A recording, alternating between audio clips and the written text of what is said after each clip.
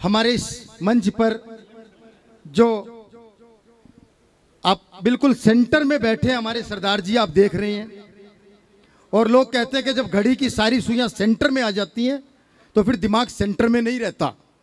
लेकिन मैं बताना चाहता हूं कि 12 बजे का कोई भी संबंध सरदारों से नहीं है, क्योंकि दिन के 12 बजे भगवान राम का जन्म हुआ, रात के 12 बजे भगवान कृष्ण का जन्म हुआ, और 12 बजे भगवान का जन्म इसलिए होता है क्योंकि 12 बजे घड़ी की सारी सुइयां एक होती हैं और भगवान की नज़र में सभी एक समान होते हैं। जोरदार तालियां सरदार मंजीत सिंह जी, जो 51 या विदेश यात्राएं कर चुके हैं, 51 बार इन्हें विदेश जाने का मौका मिला है।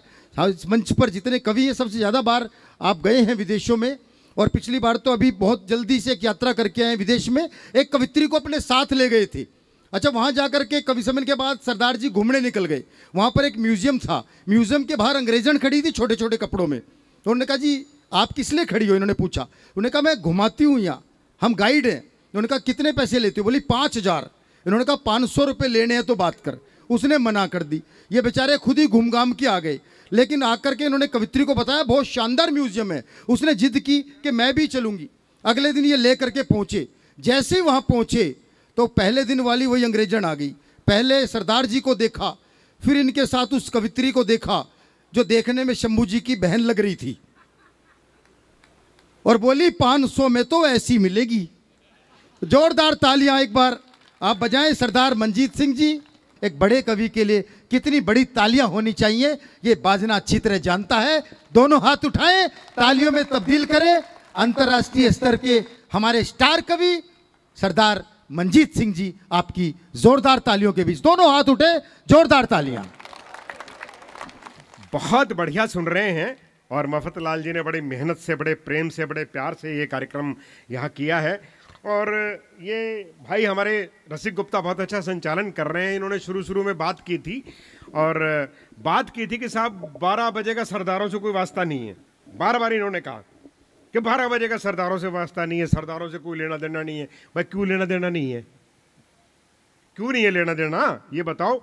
इन्होंने बताया कि भगवान राम का जन्म हुआ दिन के 12 बजे, कृष्ण जी का कब हुआ, रात के 12 बजे। राम हुए त्रेता में, कृष्ण हुए द्वापर में। ये कलयुग चल रहा है, किसी और देवता ने अवतार लेना था, सरदारों ने ले लिया।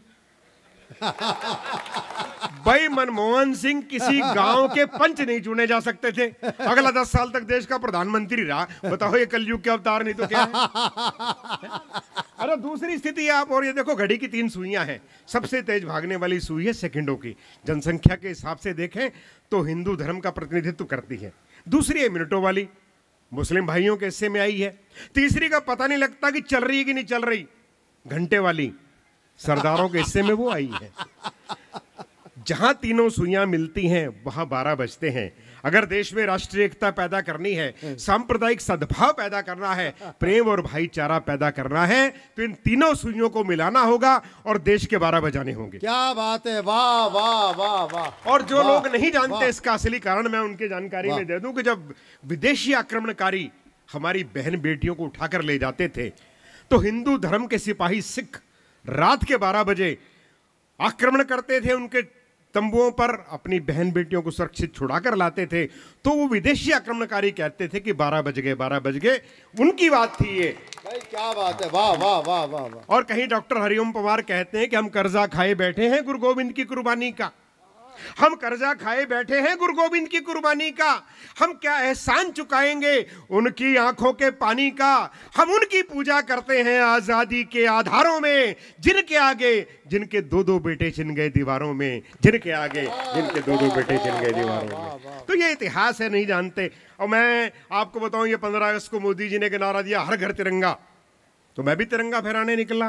तो मेरा जो अड़ोसी था, भाई पड़ोसी के बारे में तो जानते हो आप, पड़ोसी वो होता है मफतलाल जी जो बाएं दाएं के होते हैं, पड़ोसी होते हैं, और सामने वाले अड़ोसी होते हैं। तो अड़ोसी मेरा बोला देखो जी ऐसा है, ये तिरंगे में केसरिया रंग हिंदुओं का है, सफेद ईसाइयों का है, हरा मुसलमानों का है, सरदारों का है क्या? अरे मैंने कहा जो झंडे में डंडा है तेरे बाप का है क्या? तो तालियां बजाइए। मैं भी इस मंच के झंडे में अपना डंडा लगाने के लिए आपके सामने हुआ हूं और आपकी एक बार जोरदार तालियां बजाइए, फिर देखिए सत्र टूटे हम चलते हैं। ये ऑनर किलिंग से प्रेम कथा फेल हो गई, ऑनर किलिंग से प्रेम कथा फेल हो गई, हत्यारों की तो अगले दिन ही बेल हो गई, अरबों का माल लूट के वो उड़ गए विदेश, कुछ मुर्गी चोरों को यहाँ पे जेल हो गई, कुछ मुर्गी चोर। अरे मोदी जी ने कहा ना खाऊंगा ना खाने दूंगा, ना खाऊंगा ना खाने दूंगा, तो विजय माल्या और नीरव मोदी अपना माल पैक करा के निकल गए। स्थितियां देखिए आप, क्या देखिए,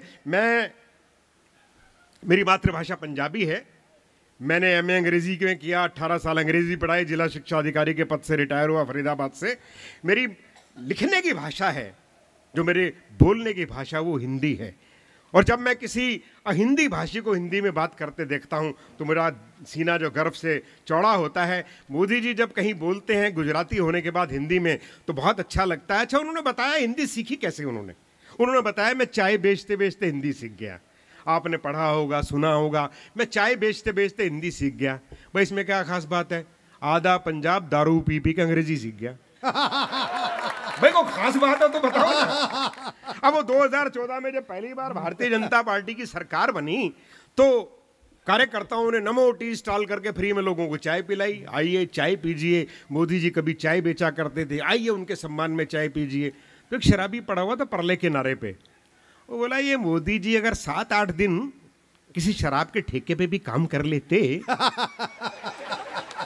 तो इनका क्या बिगड़ जाना था। देखिए हर आदमी अपने अपने फायदे की सोचता है।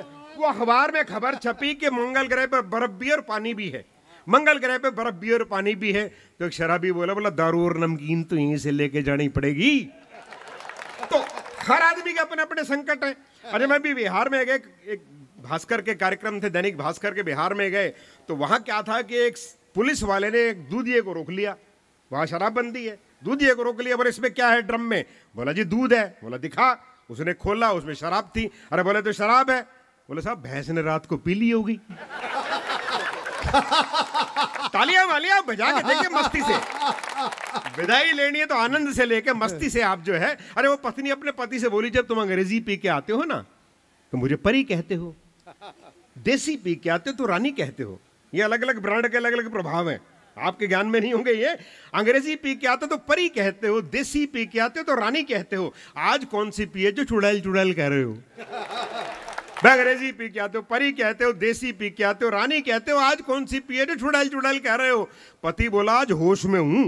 अगले का ड्राई डे चल रहा था, ठेका बंद। हाँ, तो साहब ये सारथी परिवार का मंच है, इससे अच्छी बात होनी चाहिए, संदेश की बात होनी चाहिए। तो मैं तो यही कहूंगा कि शराब बुरी चीज है, आओ इसे खत्म करें।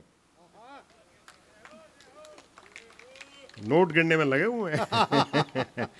शराब बुरी चीज है, आओ इसे खत्म करें। एक बोतल तुम करो, एक बोतल हम करें। भाई खत्म करनी है नहीं, मेरा मतलब ये कि एक फोड़कर आप नाली में बहाओ, दूसरी मैं बहाऊं, तो ऐसी तो खत्म होगी। लेकिन लोग वहां पहुंच जाते हैं जहां पहुंचना चाहते हैं, इसीलिए कहते हैं कि विभाजना के लोग बड़े पहुंचे हुए हैं। और देखिए साहब वो क्या है, एक रचना आजकल क्या है, सुबह सुबह जो होता क्या है कि आप सुबह सुबह जो फेसबुक के लोग जो वहां हैं तो उनको सुबह सुबह 5, 7, 10 फ्रेंड रिक्वेस्ट आती हैं, और खूबसूरत महिलाओं की, ऐसी महिलाएं जो पता नहीं दुनिया में हैं कि नहीं है, ऊपर से उतरी हैं या फोटोशॉप करके आई हैं, इनकी वो आपको आती हैं। और स्थिति क्या बनती है कि सुंदर सी छवि देख दिल कवि का धड़का है, सुंदर सी छवि देख दिल विनोद का धड़का है, और मैसेज हुए हसीन तो जज्बात भड़का है। चैटिंग करी महीने 3 फिर पता लगा, चैटिंग करी महीने 3 फिर पता लगा, करीना ना थी वो कमीना एक लड़का है। तालियां वाले बजा दीजिए साथ साथ। ये रसिक गुप्ता का लड़का बोला पापा मैंने फेसबुक पर लड़कियों के नाम से 5 फर्जी अकाउंट बनाए हैं, फेसबुक पर लड़कियों के नाम से 5 फर्जी अकाउंट बताए हैं। तो बोले मुझे क्यों बता रहा है? बोले 4 पर आपकी फ्रेंड रिक्वेस्ट आई हुई है। तो इनके लिए भी जोरदार तालियां बजा दीजिए। और देखिए कि वो मुस्कुराई तो मेरा दिल झनझनाया था, ये वो मुस्कुराई तो मेरा दिल झनझनाया था, उसने मिलाया हाथ न 10 दिन नहाया था। हेमा मालिनी से भी कई लोगों ने हाथ मिलाया होगा, आपकी कॉन्स्टिट्यूंसी उसी की पड़ती है ना। हाँ, तो उसने मिलाया हाथ न 10 दिन नहाया था, वो प्यार से भैया मुझे कह के निकल गई, वो प्यार से भैया मुझे कह के निकल गई, कल टैटू जिसके नाम का मैंने बनाया था, कल टैटू। और एक व्यंग देखिए आप बहुत बढ़िया सुन रहे हैं। अब जैसा हम सुनाएंगे वैसे तो सुनेंगे आप। ग्राहक ने 500 का नोट दुकानदार की ओर बढ़ाया, ग्राहक ने 500 का नोट दुकानदार की ओर बढ़ाया, दुकानदार ने जांचा परखा और नकली कह के वापस लौटाया। तो ग्राहक बोला, ये नोट मुझे मंत्री जी के पीए ने दिया है, ये नोट मुझे मंत्री जी के पीए ने दिया है, असली है, बिल्कुल धांसू है। दुकानदार बोला, आरबीआई और धागा तो ठीक है, लेकिन इस नोट में गांधी जी की आंखों में आंसू हैं। वाह वाह वाह वाह वाह वाह वाह वाह। लेकिन इस नोट में गांधी जी की आंखों में आंसू हैं। तो ग्राहक बोला, ये नोट मुझे मंत्री जी के पीए ने दिया है, असली है, बिल्कुल धांसू है। दुकानदार बोला, आरबीआई और धागा तो ठीक है, लेकिन इस नोट में गांधी जी की आंखों में आंसू हैं। तो ग्राहक बोला, तुम ठीक कहते हो, तुम ठीक कह रहे हो, प्रजातंत्र के आकाश में काले बादल घिर रहे हैं, कि तुम ठीक कह रहे हो, प्रजातंत्र के आकाश में काले बादल घिर रहे हैं। ये नोट मुझे वोट देने के बदले में मिला है, शायद इसीलिए गांधी जी की आंखों से आंसू गिर रहे हैं, शायद इसीलिए।